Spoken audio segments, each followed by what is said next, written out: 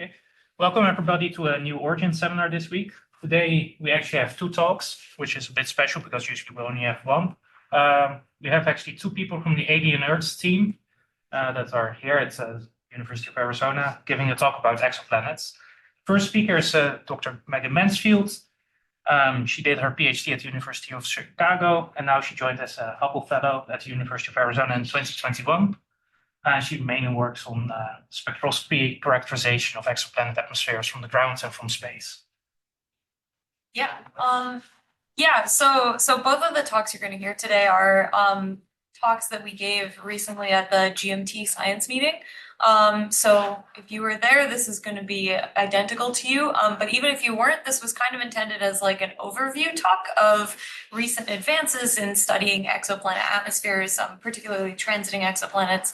So this will probably have a little bit of review for everyone, but hopefully if there's anyone who isn't, too familiar with kind of some recent developments in the field and what's been going on in the last few years, this can give you some like context for where we are and where we're headed with the ELTs. So this is the prompt I was given for it. This is going to be a 20-minute talk, but the prompt they gave me for this talk was to talk about recent developments and future directions in observational characterization and interpretation of exoplanet atmospheres, including both high-resolution and low-resolution observations. So obviously this is way too much information to fit in like one 20-minute talk.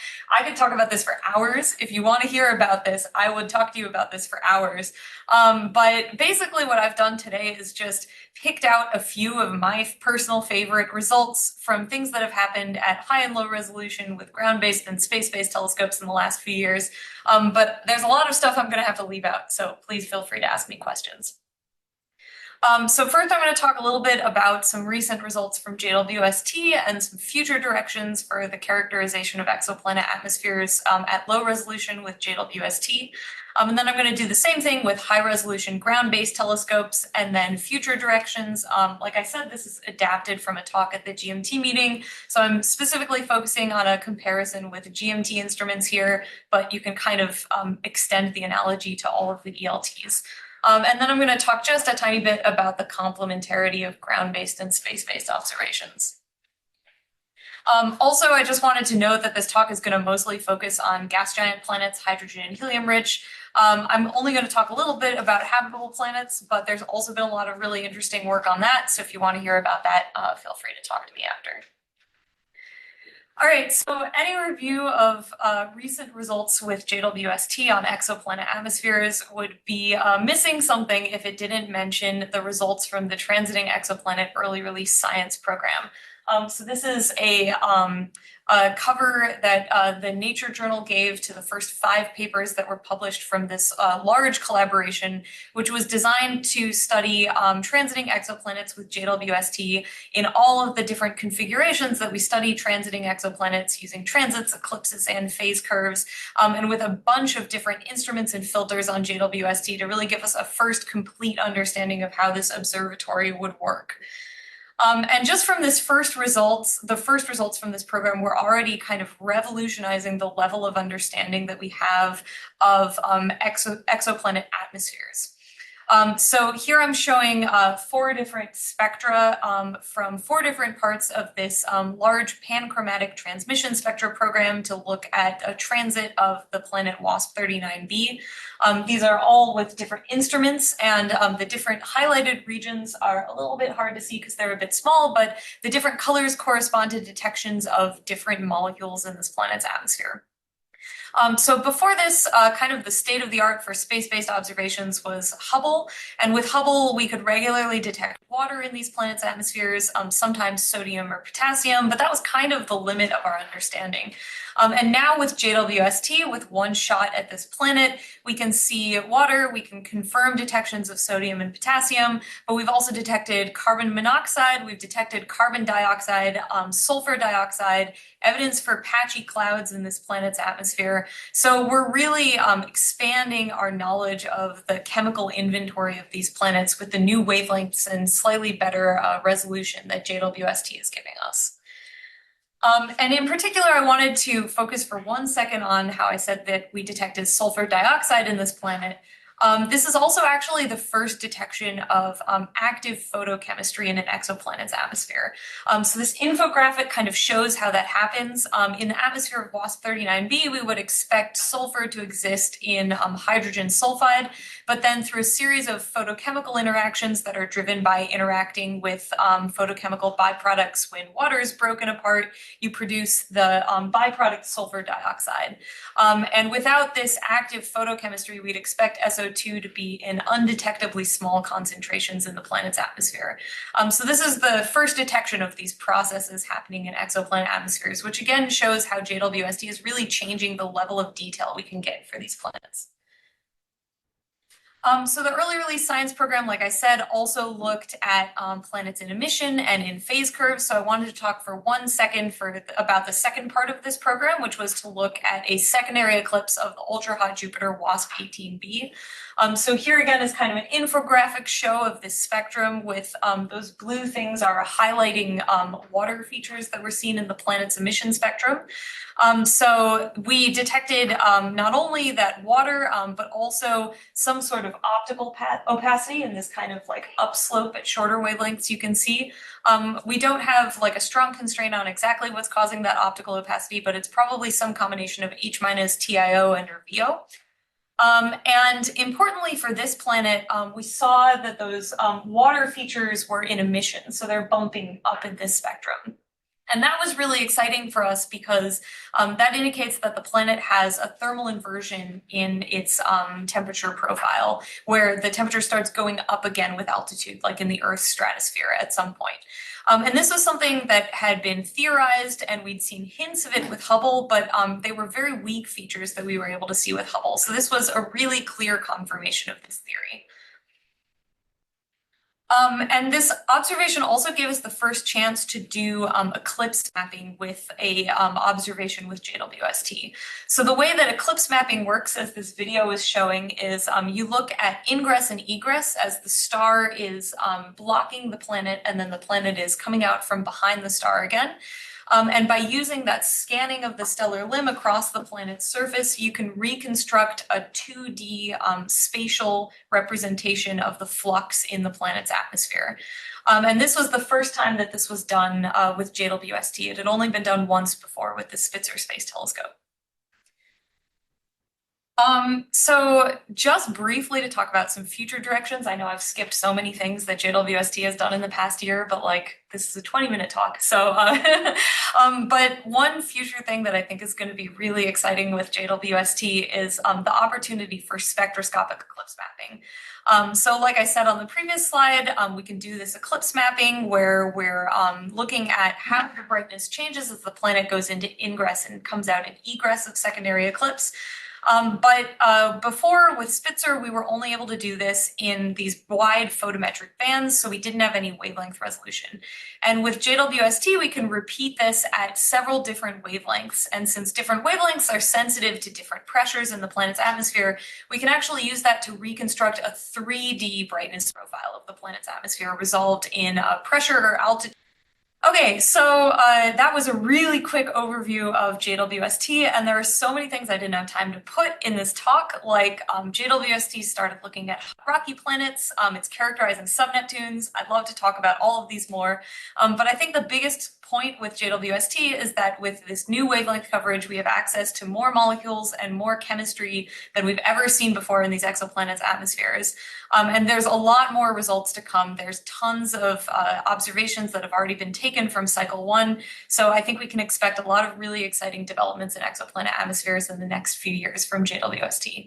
And then I'll just leave one note here, which is something that I think is important to think about too, which is that the data from JWST are so good that they're actually challenging our modeling capabilities. Things like retrieval codes that were working very well with Hubble data are really challenged by just the data quality and amount of data we get from JWST. So we need to think carefully about how we're going to adapt our modeling capabilities to deal with the good quality of data we're getting in the JWST era. Okay, so now I'm going to talk a little bit about recent developments in ground-based high-resolution observations of exoplanet atmospheres. Before I do that, I wanted to quickly note the main differences between observing a transiting exoplanet atmosphere with a space-based observatory like JWST and with a ground-based high-resolution spectrograph.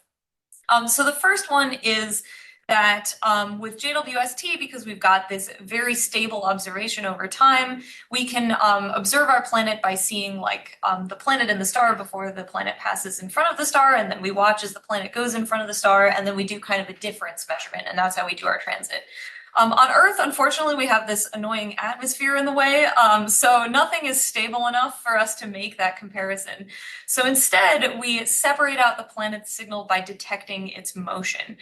So this kind of left-hand graphic is showing that as we observe the planet over the course of, say, a transit, its signal is going to be red shifting and blue shifting as the planet orbits around its star.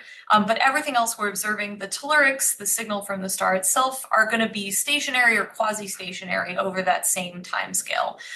So we use different type of data analysis techniques, things like if you've ever heard people say like a PCA or an SVD or SysREM, these are all techniques that people use to separate out that moving signal from all of the stationary signals. And then second is that with JWST, we're looking at these really broad absorption bands instead of individual resolved lines. So we can see them by eye, these huge features. With high resolution observations, these individual lines are what we're looking at, and those are really difficult for us to see by eye. So instead, we do detections through cross-correlation, where we kind of use this correlation with template models to sum up the power of all of those lines and give us a detection of a molecule. Okay, so the most exciting thing I think that's happened in high resolution observations recently is that new techniques have been developed to actually allow us to really precisely constrain abundances and in particular abundance ratios from these planets' atmospheres. So a lot of high-res science before the last few years mostly focused on detecting these molecules, and it was really hard to constrain abundances because of those different ways we had to process the data to account for like telluric contamination and things like that. But these plots are from a recent paper that was looking at Igren's observations of the hot Jupiter WASP-77AB. And not only did they show detections of carbon monoxide and water, but from these pairs plots, you can see they were really nicely able to constrain the abundances, which means they got a very precise constraint on the carbon to oxygen ratio. And they were even able to get a constraint on carbon isotopes, looking at the difference in detections for 12CO and 13CO. So there's a lot of progress that's been made recently on actually detecting and constraining abundances for these planets high resolution. And that doesn't just extend to carbon and oxygen, which we've kind of used in the past as these key molecules for understanding the formation of these planets. Rather, with optical telescopes on the ground, we can observe tons of different metal species in the hottest hot Jupiters because all of these species are volatile in their planet's atmospheres. So this plot is showing just some of the bunch of metals that were constrained for a set of 6 different exoplanets in this paper by Sid Gandhi. And so you can see that they get pretty precise constraints on abundances of just a ton of different metal species in these planets' atmospheres. And one exciting thing that we can do with those observations of the metal species is that these new molecules give us new handles on how to test formation scenarios for these planets. So if we observe the same planet at optical wavelengths where we can observe these refractory species like iron and magnesium, and at infrared wavelengths where we can get volatile species like carbon and oxygen, then we can combine those two to measure a refractory to volatile ratio, which can give you an understanding of the amount of ice-rich material versus rocky material that the object must have accreted. So that's kind of what this plot is showing, which is from a paper by Josh Lothringer. So what this really means is that we can really, with these high resolution observations, start to have many more handles and knobs to turn for understanding the formation of these planets other than just relying on the carbon to oxygen ratio. Okay, so that was a really quick overview again of high-res, but I'm going to talk a little bit about where we're going to go with high-res observations in the era of the ELTs. So I mostly do infrared science, so I just kind of put this comparison up for an infrared spectrograph that I use some now, which is IGRINS on the Gemini South Telescope, and then GMT-NIRS, which is going to be the infrared spectrograph on GMT. So with GMT-NIRS, you'll have, of course, a much bigger telescope. It's also going to cover a wider wavelength range out to 5.4 microns, and it's going to have a slightly higher resolution than IGRINS. So all of these are going to give us new ways to understand these planets' atmospheres. So first, the larger wavelength coverage means that we're just going to have more molecules accessible from these observations, same as going from Hubble to JWST. And we're also going to have more individual absorption lines for each molecule, which means we'll be able to make more precise measurements. Because more lines means that we'll have kind of a stronger cross-correlation strength. Although something I want to point out here, which I think is really cool, is for some of these hottest hot Jupiters, we're actually not going to need to do this indirect cross-correlation method anymore. We'll be able to directly detect some of these atmospheric features. So that'll be really cool to kind of remove our reliance on one more modeling step. So second, like I said, it's going to have slightly higher resolution than the current instruments we have available. And at higher resolutions, we can actually search for more precise information about velocity shifts. So like I said, we can see the planet Doppler shifting in time from its orbit. And if we see any additional Doppler shifts that aren't accounted for by the orbital motion of the planet, those can indicate dynamics in the planet's atmosphere, like global winds and things like that. So these are some plots from a couple different papers by Joost Wardenier and Haley Belts, which show how changing the composition of a planet, as well as changing things like its magnetic field strength, can impact the velocity shift that you observe during a high-resolution transit. And then, of course, with a larger telescope, we're going to be able to extend these observations down into smaller planets and start pushing our way towards rocky planets. Of course, there are a lot of caveats to being able to actually observe rocky planets with telescopes like the ELTs. One is that our current data analysis methods, like I said, rely on detecting that planet's motion. So this left-hand plot is from a result I've been working on with a hot Jupiter. And you can see this kind of diagonal blue line is the detection of the planet, and it Doppler shifts about 100 kilometers per second in radial velocity over the course of a transit. On the other hand, this plot on the right shows a hypothetical habitable rocky planet around an M-dwarf from a paper by Ignaz Snellen, and that planet only moves about 1 to 2 kilometers per second in radial velocity over a transit. So we're really going to need to develop new data analysis methods that can see these very small Doppler shifts if we're going to be able to do this type of observation for habitable planets.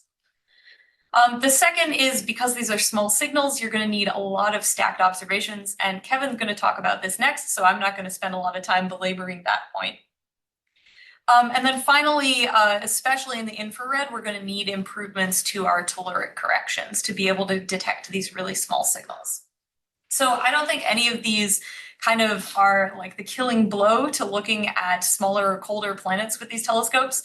But I think that we should really take these as kind of like a call to action to develop better data analysis methods now to be prepared for the ELTs. And then finally, I'm almost out of time, so I'm only going to talk about this very briefly, but there's a lot of really interesting complementarity between low and high resolution observations. So here I'm just showing one example of a simulation of doing the same detection with low res and high res, and then combining both data sets and seeing what constraints you get. And in particular, one thing that's kind of complementary between these is that our data analysis methods at high res mean that we remove the continuum from our observations. So we often are less sensitive to absolute abundances of these species, but because of those many absorption lines, we're very sensitive to relative strengths of absorption lines, so relative abundances and things like carbon to oxygen ratio. However, at low res, because we maintain the continuum, we may be more sensitive to abundances. So you can use a combination of these to get both very precise abundances and very precise abundance ratios. All right, so just a quick summary of the high-res result. We've made a lot of recent advances in constraining abundances with high-resolution observations. We've opened up access to new ways to probe formation pathways by looking at new elements like metals in these planets' atmospheres. And with the ELTs, we're going to be able to look at smaller planets. We're going to be able to do more detailed characterization and be able to understand 3D processes like winds in these planets' atmospheres. So there isn't really a conclusion to this talk, except to say that with JWST and the ELTs, exoplanet science is going to be really exciting over the next few decades. So I can't wait to see what we end up doing next, and I'd be happy to take any questions.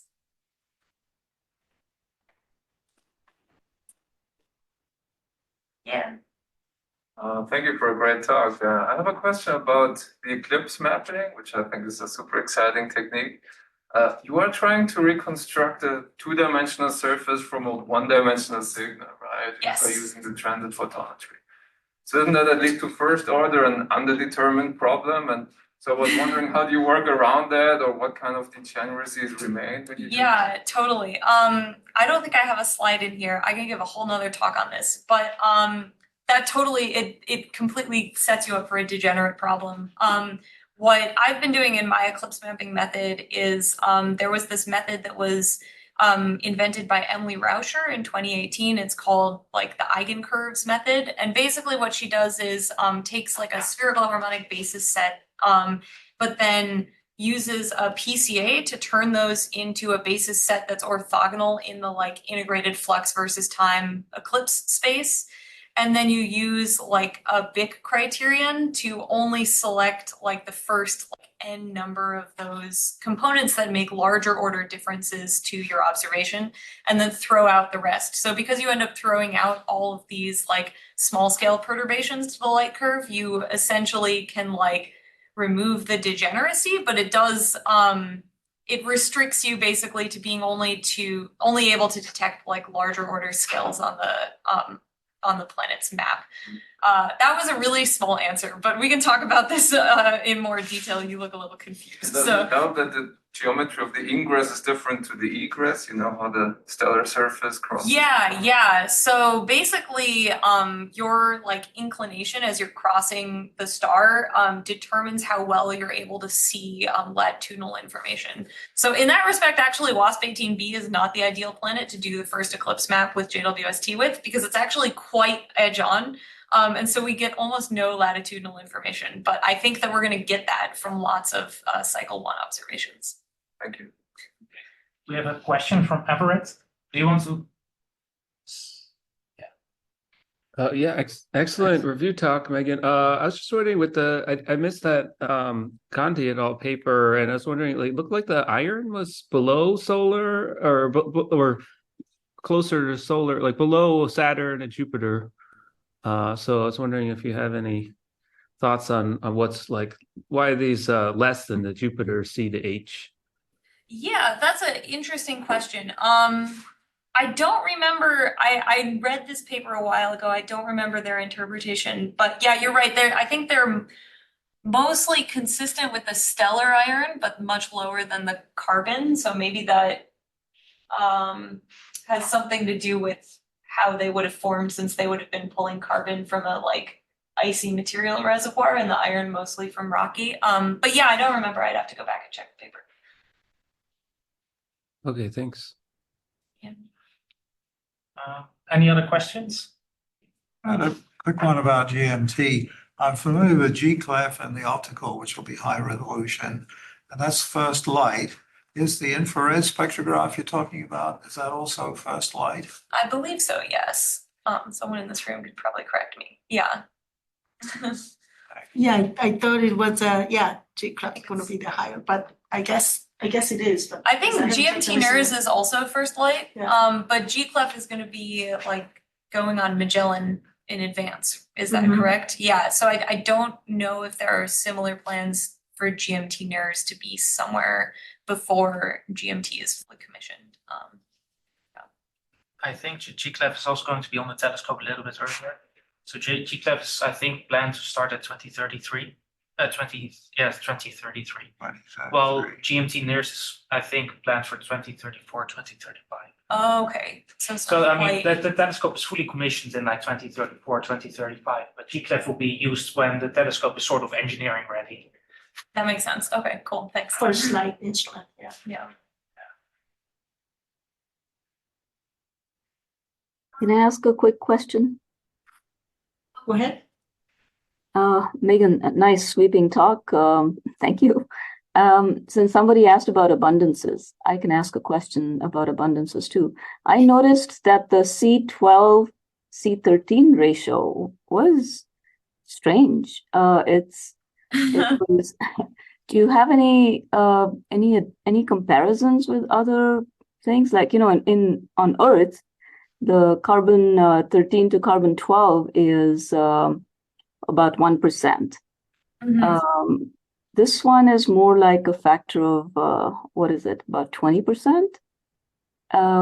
Is there any thought, any thinking about what's going on, or is this or I don't actually know what are say that in Jupiter, Saturn, in our giant planets, what are the C13 to 12 ratios, and how do they compare with this one? Or cosmic abundances, actually. Yeah, yeah, that's a good question. I'm not sure. Again, I read this paper a while ago, so I'd have to go back and look where they had an interpretation, but I don't remember it, and I don't know what they are for the for our Jupiter either. Yeah, I mean, I think the like carbon 13 is not it hasn't been commonly measured in mature exoplanets. I think, to my knowledge, this is the first time it's been measured in a mature transiting exoplanet, but I believe you make these kinds of isotopes are relatively commonly measured in protoplanetary disk observations. Mhm. Someone Yeah. jump in if I'm saying something You incorrect. catch up on Wednesday. But yeah, I don't actually know what it is for Jupiter. I'll have to look. Yeah. And do you happen to know what cosmic abundance is of C13 to C12? No. Okay. Sorry. All right. Okay. Thank you. It's just pretty odd. Yeah. Yeah. I'd be happy to That send was you a good, draft Debbie. of their paper if Can you we want. I switch believe they had some discussion on the abundances they retrieved there and like Do you need how help? much they trust them and stuff. So yeah, sure. Thank you. Yeah. Okay, let's thank Megan again. So, and now we're going to switch to the second talk of the day. It's going to be given by Captain Hardegree-Ullman, who is currently a postdoc here at the University of Arizona. That's also where he started his undergrad. So I guess after a while he came back again. Yeah. But after his undergrad, he did his PhD at the University of Toledo. And after that, he was a postdoc at Caltech at HIPAC Nexi. And well, after that, of course, it's great to be back in Tucson. So came here to work with Daniel Abai in the Alien Earths group. Thanks, Sebastian, for the great introduction. And it was great to see Megan's talk introduce a lot of concepts that are very relevant to my talk. Importantly, I want to show an expected timeline or an approximate timeline for the ELTs and select exoplanet missions. So right now, we're in the early 2020s. We just launched JWST. And JWST is doing some wonderful science right now, right this minute. But we still have HST, which is still going strong. It's got some of the first wonderful detailed atmospheric observations of some of these exoplanets. But we also have some smaller missions coming up, including Pandora and Ariel, which will do detailed atmospheric characterization. And then we have Plato and Roman, which are upcoming, which are going to give us more populations of planets, give us a better demographic understanding. But then we have the ELTs. The ELTs are coming online in the 2030s. GMT will likely be first. TMT, it's unclear right now, but then the European ELT will be coming on shortly thereafter. And then way in the 2040s, we have Habitable Worlds Observatory, which was just touted as NASA's next big flagship mission. But we have some time to really dive into what we're going to learn about these exoplanets. And so, as Megan was saying, we need to start thinking about some of these data challenges we're going to have, and especially interpretation and data reduction of some of these smaller and smaller planet atmospheres. So this great slide was put together by Daniel. But one of the ultimate goals of exoplanet science, arguably, is to find another Earth. We really want to find evidence of life out there. We can't be alone. We really want to find signs of life. Our best chances are finding biosignatures. And so this is an Earth-like exoplanet transmission spectrum, where we have a handful of very important molecules that we have here on Earth that could indicate the presence of life. And so down on the bottom here, I have highlighted sort of the wavelength range that two important instruments on that Megan mentioned, GCLEF and GMT-NIRS, are going to cover. And so GCLEF will get the oxygen A band at optical wavelengths, and then GMT-NIRS should have access to a whole slew of molecules. It's also important to put the discovery space in context. If you just saw a couple weeks ago, there was this big press release announcement about the atmosphere of K2-18b and the claims of carbon dioxide and methane and dimethyl sulfide maybe in this atmosphere. And it's very important to put these discoveries in context and try not to overinterpret or oversell the results. I think there was maybe a little bit of overselling of this 2.5-ish Earth-sized planet having potential biosignatures. That really requires much more interpretation than we currently can do with the tools we have. But it is important to note that JWST has access to some of these important biosignatures like carbon dioxide and methane, and we're already detecting them in exoplanet atmospheres, but it requires very specific atmospheres that we can actually probe these in. As we know on Earth, oxygen is a strong indicator of life here on Earth. It's generated by oxygen photosynthesis, and we have detected oxygen with spacecraft. This is actually a spectrum that we got from the Galileo space probe as it was on its way out to Jupiter, looked back at Earth, and we see this whopping O2 band, but telescopes like JWST will not be able to detect molecules like oxygen. And so we need bigger telescopes, a lot more collecting area, and different types of instruments to be able to make an oxygen detection. There have been many previous studies that have suggested that Earth-like oxygen levels could be probed with the ELTs via transmission spectroscopy. So we've got all of these, I think, first-generation instruments on these enormous telescopes. We really need a big light collecting bucket to do this. However, previous studies did not fully consider a realistic stellar sample. They did simulations of, if I have an M dwarf at 5 parsecs, this is what we can maybe detect. But we have all of the stellar information of the nearby population, especially with data from Gaia. And so why not consider real stars? If we had a planet around all of these stars, could we detect whatever we want to detect? These previous studies also didn't account for planet occurrence rates. How common are these planets? How likely are we to detect Earth-like planets? Can we fold that into the simulation? Very importantly, they did not fully consider, though they do make mention, and some of these do run simulations of relative system velocities. When we are looking through a terrestrial atmosphere, trying to detect a terrestrial atmosphere, things become difficult. You have to have your atmospheric lines shifted so that you're not contaminated by the telluric signal. And so it is very important to know the relative system velocities of the planet. And also, when you're observing from the ground, you can't always observe the planet. You have to observe it at very specific times. If you're looking at a transiting planet, that also further narrows the times that you can observe the planet. And so what we did was we used this Bioverse framework, which is a wonderful open source framework developed by previous Steward grad student Alex Bixel. and it's available online. And there are some of us, we have now a team of developers, including myself, Martin Schlecker, Galen Bergston, Tessa Fisher, Antonin Affolder. So lots of us early career scientists are updating and developing and continuing to use this framework. But it is a very modular framework where we can generate a stellar sample, a stellar population, and a planet population based on recent planet occurrence rate trends.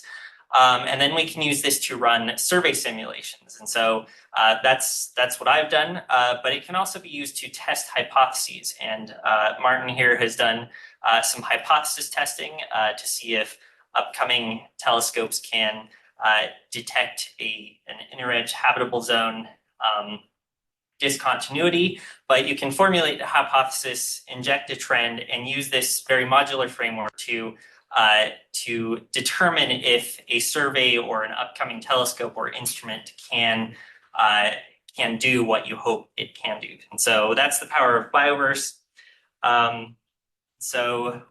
For that, I mentioned earlier that we have this wonderful catalog of stars from Gaia. I generated a uniform classification of about 280,000 stars within 120 parsecs that we then use as our basis catalog for Bioverse. And stellar parameters are very, very good. I compared all of the measurements I had of known planet hosts to those measurements on the Exoplanet archive, and we do really well on temperatures, radius measurements, and masses, up from 1% differences in temperatures to about 5% differences in masses. So overall, our stellar catalog from just photometry and parallaxes does really well at getting stellar properties. We can show that what is in our nearby local neighborhood, well, M dwarfs very clearly dominate our local neighborhood. There's sort of a peak of mid-M dwarfs near M4 within 20 parsecs. And then also I want to give a little bit more motivation. M dwarfs are probably our best targets to look for and classify in detail habitable zone exoplanets, especially ones that are in transit, because their habitable zones are closer to the host star. That means they transit a lot more frequently. You have access to a lot more transits. And so there's a slightly higher geometric transit probability too for the habitable zone. Periods are shorter, transit durations are shorter, and then there are many more transits per year. And so, but when we consider planet occurrence rates, the likelihood of a transiting planet within about 10 parsecs, where you're going to have the brightest stars and most accessible population to study, it's not terribly likely based on different estimates of A to Earth based on Kepler statistics, that we will necessarily have a transiting planet within 10 parsecs. It is possible, but not likely, but we'll go with that possibility and use planet occurrence rates, recent measurements of planet occurrence rates in our simulations. Notably on this plot, you have about a 1% geometric transit probability for a habitable zone planet. You have about 2 orders of magnitude more likelihood that you have non-transiting planets. And so maybe one future direction is a lot of non-transiting planets and studying those in detail. But in order to study the atmospheres of rocky worlds, you do need to go to high resolution. You can't just do this in low resolution because you need to be able to disentangle our telluric signal from the exoplanet signal. So when you go to higher resolution, you have fewer,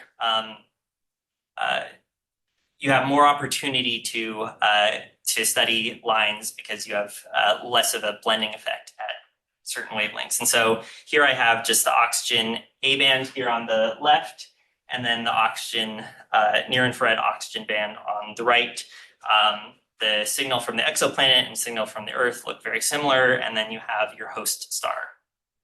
And so this next video is going to show you what I mean by the effect of blending. I'm just going to show a portion of the O2 A band, and we are going to shift the exoplanet spectrum in relative system velocity space. And so when the bottom turns orange, that means that there's so much line blending that you won't be able to disentangle the signal. And so you have to have very specific relative system velocities in order to be able to run these cross correlations and find that tiny signal and detect oxygen.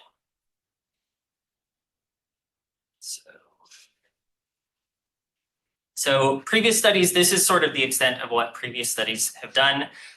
They've determined how many transits does it take to probe Earth-like levels of O2.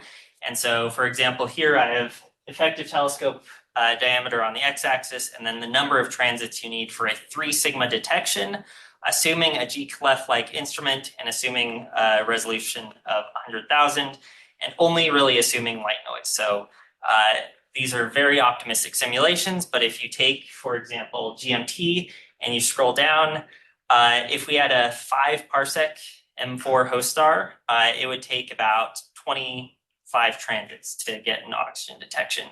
If you put that same star and that same system at 10 parsecs, you're looking at, you need 100 transits. And so then they say, okay, these planets transit X number of times a year. How many times can we observe that from the ground? And that's sort of a back of the envelope calculation. But we did realistic simulations. We simulated the local universe using Earth estimates of M dwarfs to generate habitable zone Earths, determined which of those Earths are transiting, and if we could observe oxygen at the simulated times of transit. And then we calculated how many years it would take to detect Earth-like levels of O2 at 3 sigma, ran that simulation 10,000 times. And then we sort each universe by the number of years it takes to probe oxygen. And then we took the median of the first detection through nth detection. So that's what I show in these plots. For each individual ELT telescope, we have how many years it would take to detect oxygen with each individual telescope. And then if we can combine the signals from all of the ELTs to detect oxygen on one Earth-like planet, if we require the full transit observations, will take a century. If we have a larger aperture telescope, that will definitely help, but it still will take a century to detect Earth-like oxygen. But you could maybe imagine some more optimistic scenarios. Maybe we only need partial transits, though, as Megan showed in her plot, the shift of like 1 to 2 kilometers per second over a full transit, this would be fairly difficult, but we're thinking optimistically. If we only require a partial transit, maybe we can reduce our time by a factor of 2. And if we go to even higher resolution, we gain another factor of 2. Then maybe we're pushing it to about 30 years for a single oxygen detection. But these are simulations of planets. What about real systems? We have the TRAPPIST-1 system, which has 7 Earth-sized planets, 3 or 4 maybe within the habitable zone, depending on who you talk to. What is the scenario there? Again, it'll still take a few decades to make an oxygen detection on these planets. I think TRAPPIST-1e is maybe our most promising, assuming it even has an atmosphere. So hopefully JWST will tell us whether or not it has an atmosphere. It'll take something like between 35 and 40 years to make an oxygen detection, assuming we observe every single transit with every single ELT. And so that might be a little difficult to coordinate, but if we set that as a goal, that might be possible. Again, shifting to more optimistic scenarios where we only require partial transit, again, gives a factor 2 gain. And then the most optimistic scenario where we build an instrument that has much higher resolution. Now we're talking about maybe 10 years to detect oxygen on TRAPPIST-1e. But this, again, is a very optimistic scenario, and partial transits might not be the best scenario, but maybe getting a higher resolution spectrograph might be doable. So I've only talked about oxygen, but of course there are many different biosignatures. Oxygen is definitely very useful for life on Earth, and we know that life on Earth generates oxygen, but there are many other molecules, including methane, CO2, CO, that we need to detect. JWST will hopefully be able to detect molecules like methane and CO2. ELTs could do it pretty quickly too. But we also have this Bioverse framework now. We can now simulate these other molecules fairly easily. And so this is from a paper from Miles Curry that came out around the same time as our paper. And they again did these wonderful simulations and said, this is the number of transits that we need, and then did back of the envelope calculations that suggest how many years it will take. So we could fairly easily inject this information into our Bioverse framework. And so in conclusion, the GMT and ELTs are poised to tackle the biosignature challenge. However, detecting oxygen will be very difficult, and it is fairly unlikely that we're going to use transmission spectroscopy to detect oxygen, but there are other promising routes. There are developments of direct imaging coupled with an instrument like GCLEF with high resolution reflected light spectroscopy that we might be able to do it much quicker. And so we are now using, again, our Bioverse framework to sort of test that. Can we do this? How long is it going to take? And we can use this to assess other molecules and test hypotheses. And with that, I will take any questions.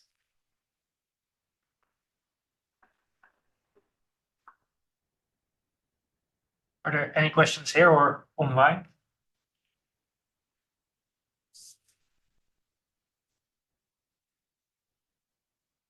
Okay, Brett, go ahead. Yeah, excellent talk. I was just wondering, what are the trade-offs, the transiting versus non-transiting, maybe not knowing the radius of the planet. But it seems like you get so much more photons if you can look at a nearby, Proxima Centauri, say. Yeah, so I think a lot of the focus right now for the reflected light spectroscopy is going to be on Proxima Centauri, because it is the closest exoplanet we'll probably ever find. And there's already a paper out that came out in 2017 suggesting that over the course of like 3 observing semesters, you might be able to catch like a 3 sigma detection of oxygen with the VLT. Now it's been more than 3 seasons, so I don't know if that team has collected the data they need, but I think reflected light spectroscopy, especially for Proxima Centauri, is fairly promising. So hopefully, I think a lot of the instrument teams are assessing which known planet systems will be best to look at their atmospheres and search for potential biosignatures, but Proxima Centauri is definitely up there and will most likely be the key target for most of these reflected light searches. Thanks. Just say this has been great, thank you. This difficulty in getting enough photons is the whole driver for this LFAST project that we have. And it is based on the fact that if all you want is high resolution spectroscopy, you should be able to build telescopes 10 or 100 times less expensive. So there is a prospect to go to where you said 100 meters or even 200 meters, then things start to get quite interesting. Yep. So this is I'd love to see this putting quantitative numbers on what we could get with that kind of telescope. Yep. Yeah. My biggest concern with just combining signals from lots of different instruments is just how can you beat down the noise from just lots of spectroscopic observations. But yeah, building bigger is always going to get you a lot more. So I'm encouraged. Yeah, at the moment we take light from 1,000 square meters, same as ELT, put it into one spectrograph, just the same as ELT. So it's not much different. Yes, I have a question. A lot of papers, they go for like a 3 sigma detection, but would be a 3 sigma detection be actually like high enough to convince the rest of? Yeah, I mean, that K218 paper suggested maybe 1 sigma detection of dimethyl sulfide, and nobody's like, in the astronomy community is like, oh, that's nothing.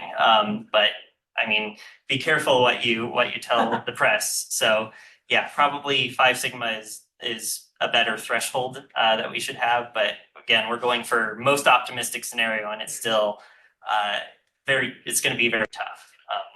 And so hopefully we can use this framework to sort of drive more simulations of more realistic scenarios, and maybe test other, like, we're very Earth-centric, but maybe there are other scenarios from which life can emerge that are easier to detect. Do you think that people mainly go for the 3 sigma detection limit because a 5 sigma detection limit, if you look at the number of transits and observing time, seems like very unrealistic? I think so. I think especially for the transit observations, that's going to be tough. Well, if nobody has a question, then can I ask? So next semester we're gonna have debate about this. We're thinking of having which one is really the biomarker. So oxygen, we talked about this oxygen. Is there any other modeling effort to try to detect other biomarkers, and which one is most likely? If we say that oxygen, okay, number top, Yeah. then what next? I mean, there's going for? Yeah, the whole list of molecules. Stay here. Methane and CO2 are going to be probably the easiest to get. You definitely need more than 1 molecule detection to eliminate any false positive scenarios, because there are many abiotic methods of production of O2. And so you just have to have the right abundances. But again, the only data point, we are very data starved. We have 1 data point, that's Earth. And so can life emerge on other scenarios with other planets? And there are definitely groups working on this. But yes, you'll have to have more than 1, and hopefully all of these molecules can be detected. But you need to rule out false positives as much as possible, especially for a claim as strong as life.